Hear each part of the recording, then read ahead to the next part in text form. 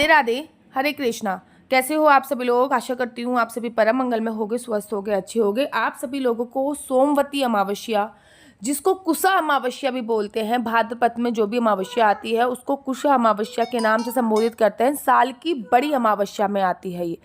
एक बात ध्यान रखिए कि जब भी अमावस्या सोमवार को पड़ती है तो उसे सोमवती अमावस्या बोलते हैं। जब भी अमावस्या शनिवार को पड़ती है शनीश्वरी अमावस्या बोलते हैं। आप लोगों को पता है कि अमावस्या हमारे पितरों को समर्पित होती है।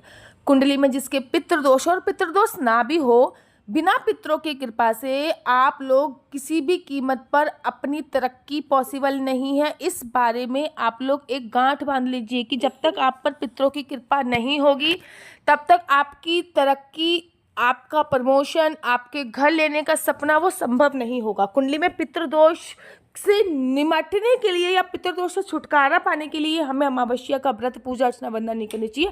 अपितु हमारा पितृ पक्ष में या फिर अमावस्या वाले दिन पितृलोक खुलता है, हमारे पितृ पृथ्वी लोक पर आते हैं, ऐसे कि हमारे बच्चे हमारा तर्पण करेंगे, हमको भोजन इत्यादि की व्यवस्था करेंगे। और वो जब देखते हैं कि हमारे बच्चे हमारा आदर सत्कार कर रहे हैं तो वो प्रसन्न होके जाते हैं और आपको आशीर्वाद स्वरूप दे के जाते हैं। ठीक है। अब बड़े सारे लोग कहते हैं जो पितृ होते हैं ना वो कभी रुष्ट नहीं हो सकते, पितृ आपको नेगेटिव वाइब्रेशंस कैसे दे सकते हैं। एक बात देखिए, मरने के बाद जो पितृ होते हैं उनका इमोशनल जो लेवल होता है वो खत्म हो जाता है। याद रखिए, पितृपक्ष में पितृलोक खुला या फिर अमावस्या पर पितृलोक खुला, सभी पितृ नीचे आते हैं, पृथ्वीलोक पे आते हैं और अपने अपने घरों में जाते हैं और ये देखते हैं कि कौन हमारा तर्पण कर रहा है, कौन हमारे लिए भोजन इत्यादि बना रहा है। अगर मैं बात करूँ सोमवार वाले दिन जो अमावस्या पड़ती है उसकी बहुत ज़्यादा वैल्यू हो जाती है क्योंकि उसको सोमवती अमावस्या के नाम से संबोधित किया जाता है। और वैसे भी भादो पक्ष की जो अमावस्या होती है, भादो मास के कृष्ण पक्ष की अमावस्या तिथि को भाद्र पक्ष अमावस्या कहा जाता है। इसको कुशा ग्रहणी अमावस्या के नाम से भी जाना जाता है क्योंकि यह पितरों को श्राद्ध और तर्पण देने के लिए अत्यंत शुभ अमावस्या मानी जाती है।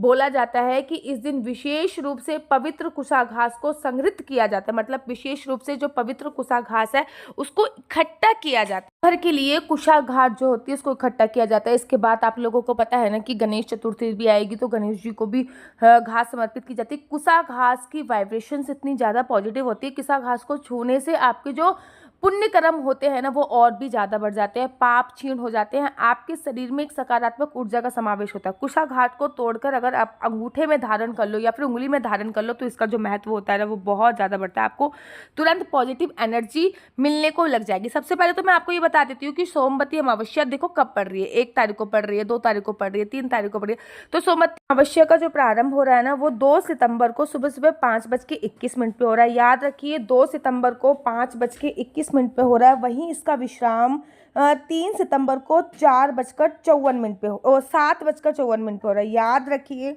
कि 2 तारीख को 5:21 पे सुबह सुबह प्रारंभ हो रही है और 3 तारीख को 7:54 पे खत्म हो रही है। इस दिन 2 दिन हमको अमावस्या तिथि मिल रही है और दोनों दिन सूर्य उदय के साथ ही हमको अमावस्या तिथि मिल रही है। जब भी सूर्य उदय के साथ अमावस्या मिलती है 2 दिन, तो उससे पहले जो द्वादशी पड़ती है उसको पक्षवर्धनी द्वादशी बोलते हैं, जिसका व्रत करने से 1000 एकादशी का व्रत का फल प्राप्त होता है। तो ये बहुत इंपॉर्टेंट होने वाली है। एक तो ये सोमवार वाले दिन पड़ रही है, दूसरा इसमें विभिन्न योगों का निर्माण हो रहा है, तीसरा 2 दिन ये अमावस्या सूर्य उदय के साथ पड़ रही है, इसकी इसलिए महत्वता बहुत ज़्यादा बढ़ रही है। तो अमावस्या पर आपको क्या करना है, सबसे पहले अमावस्या की पूजा का टाइम नोट कर लीजिए। बड़े सारे लोग सुबह सुबह पंडित जी को बुलाते हैं, खीर खिलाते हैं, पूजा अर्चना वंदना कर देते हैं, ऑफिस चले जाते हैं, बात खत्म।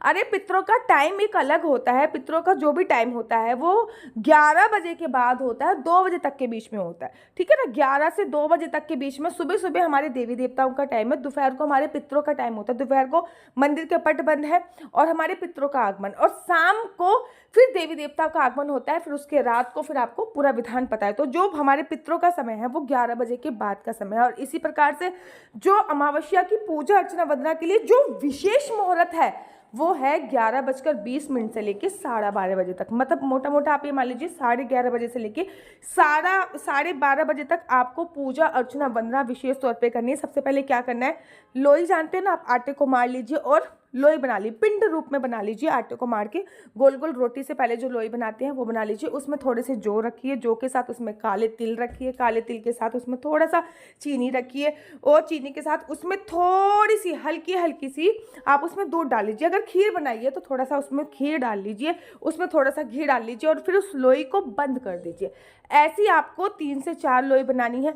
घर के हर एक मेंबर को वो लोई आपको हाथ में पकड़ानी है, घर के हर एक मेंबर को। फिर आपके पितरों की तस्वीर यहाँ पर भी पूरे घर में लगी हुई है, कहीं ना कहीं तो पितरों की तस्वीर लगा रखी होगी ना। वैसे तो अगर आपको पता नहीं कि पितरों की तस्वीर कहाँ पे लगाते हैं और जानना चाहते हो कि पितरों की तस्वीर लगाने का सही तरीका, सही नियम क्या, नुमा टाइप की लोई बनाई है, पितरों एक थाली में रखिए और पितरों को समर्पित कीजिए। मतलब आपके यहाँ पे भी पितरों की तस्वीर बना रखी है, उनको आपको ये देना है कि आइए भोग लगाइए, ठीक है। उसके बाद ये जो पिंडनुमा आपने पिंडनुमा टाइप की जो लोई बनाई है, इसको आपको गाय को खिलानी है। याद रखिए घर के सभी मेंबर को एक एक ये जो लोई है वो अपने हाथ में लेनी है, ताकि आपकी हाथ की वाइब्रेशंस इसमें जा सके। सामान मैंने बता दिया क्या क्या भरना है। उसके बाद आपके घर के जो पुरुष मेंबर हैं उनको पितरों को तर्पण अवश्य करना है। दक्षिण दिशा की तरफ हाथ करके तर्पण किया जाता है। तर्पण वाले जल में काले तिल जरूर डाले जाते हैं।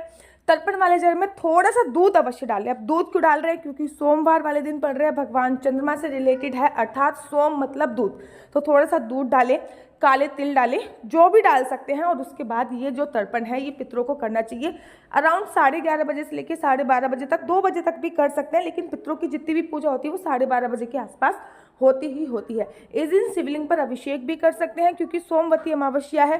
शिवलिंग पर अभिषेक करने से हमारे जो पितृ होते हैं उनको तर्पण मिलता है। अगर दूध डाल के पंचामृत से अभिषेक करेंगे तो पितृ तर्पण बहुत जल्दी होगा। इस दिन घास तोड़ के, कुशा नाम की जो घास होती है वो तोड़कर जरूर लेके आए, वो अपने हाथ में बांधकर ये सारे कर्म कर सकते हैं। इस दिन घर पे खीर अवश्य बनाइए। जो भी खीर बना रहे हैं वो किसी ब्राह्मण को जरूर दीजिए, गौ माता को जरूर दीजिए, कौओं को जरूर दीजिए, ठीक है ना। इस दिन आपको घर के मुख्य द्वार पर थोड़ा थोड़ा जल अवश्य छिड़कना है, ताकि पितृ आपके आएँ और खुशी होके जाएं। याद रखिए ये सारे काम आपको दोपहर को करने हैं, बल्कि लेकिन जल जो है वो सुबह उठने के साथ ही आपको छिड़क देना होता है। जब भी अमावस्या होती है तो अपनी अपनी बच्चों की नज़र या फिर अपनी नज़र शाम के समय जरूर उतार दिए। जैसे कि ना जेल खुला, जेल में से सारे कैदी एकदम से भागे, ठीक है ना, वैसे ही जब पितृलोक खुलता है तो सारे पितृ एकदम से भागते हैं, तो पूरे ब्रह्मांड में बहुत ज़्यादा नेगेटिव वाइब्रेशंस आ जाती हैं। तो इस बात का ध्यान रखिए कि पितरों के जब भी ये होता है तो नज़र उतारनी बहुत बहुत बहुत ज़्यादा ज़रूरी होती है। तो नज़र जरूर और ज़रूर उतारिए। इसी के साथ आपको क्या करना है, इसी के साथ आपको कुछ कार्य और करने हैं। जैसे कि इस दिन जो भी आपके हस्बैंड ऑफिस जा रहे हैं, बच्चे स्कूल कॉलेज जा रहे हैं, उनके बैग में कपूर इत्यादि जरूर और ज़रूर डाले करें। अमावस्या वाले दिन भूल कर भी दाढ़ी मूछ नहीं बनवानी चाहिए, बाल नहीं बनवाने चाहिए, बालों को खुला अमावस्या वाले दिन नहीं रखना चाहिए। कोई नई शॉपिंग कर रहे हैं मत कीजिए, नई चीज़ का बयाना वगैरह दे रहे हैं नहीं दीजिए। अमावस्या वाले दिन बाहर का फूड भी अवॉइड करना चाहिए। सारी साइंटिफिक चीज़ें बता रही हूँ मैं, बाहर का खाना, ये सब चीज़ें, बाहर की फूड वगैरह, ये सब कुछ अवॉइड होना चाहिए। अमावस्या वाले दिन किसी भी प्रकार का कोई लेन देन नहीं होना चाहिए। कहते हैं अमावस्या वाले दिन किसी को कोई भी, याद रखिए अमावस्या वाले दिन आपको किसी भी प्रकार की कोई चीज़ उपहार में नहीं देनी चाहिए। पैसे का कोई भी लेन देन अमावस्या पर नहीं करना चाहिए। परफ्यूम इत्यादि अमावस्या पर नहीं लगाना चाहिए। याद रखिए महीने में एक बार अमावस्या आती है और बिना पितरों के आशीर्वाद के आपको सुखद परिणाम नहीं मिलता।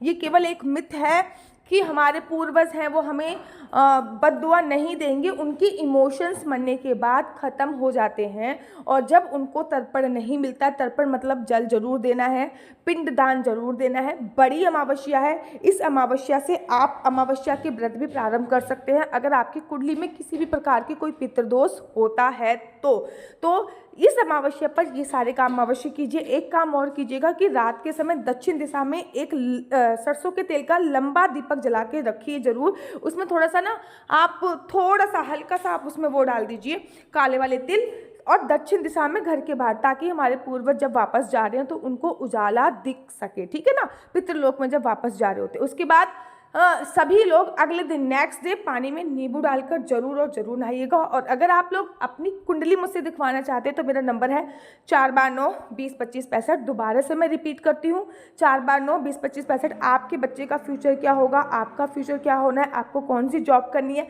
किस फील्ड में जाना है, जॉब करनी है तो किस चीज़ की जॉब करें, बिजनेस करना है तो किस चीज़ का बिजनेस करना है, आपके बच्चे को कौन सी साइड लेनी चाहिए, कौन सी साइड नहीं लेनी चाहिए, आपके हस्बैंड वाइफ की कुंडली में आपस में कितना तालमेल है, आपका झगड़ा होता है तो उसका सोल्यूशन क्या है, क्या आपके बॉयफ्रेंड से आपकी शादी होने की संभावना है या नहीं, संतान प्राप्ति का योग कब तक है, लकी नंबर, लकी कलर, ये सभी आप मेरे से कुंडली के माध्यम से जान सकते हैं। और मैं तो कहती हूँ आपको अपने बच्चों की कुंडली एक बार जरूर दिखानी चाहिए। कुंडली दिखाने से उनका ग्रह कौन सा वीक चल रहा है ये आपको पता चल जाता है, ताकि आप उस ग्रह को स्ट्रॉन्ग कर सकें और उसको सही लाइन में, सही दिशा में डाल सकें। तो आशा करती हूँ कि आप जरूर अपनी कुंडली दिखवाएंगे। कुंडली दिखवाना बिल्कुल भी फ्री नहीं है, उसके थोड़े से चार्ज होते हैं, ठीक है ना। आशा करती हूँ आपको मेरी वीडियो अच्छी लगती होगी। अगर आपको मेरी वीडियो अच्छी लगती है तो आप अपना यूट्यूब चैनल हरी बोल को लाइक शेयर सब्सक्राइब करना बिल्कुल भी मत भूलिए। तब तक के लिए मुझे दीजिए इजाज़त। राधे राधे, हरे कृष्णा, हरि बोल।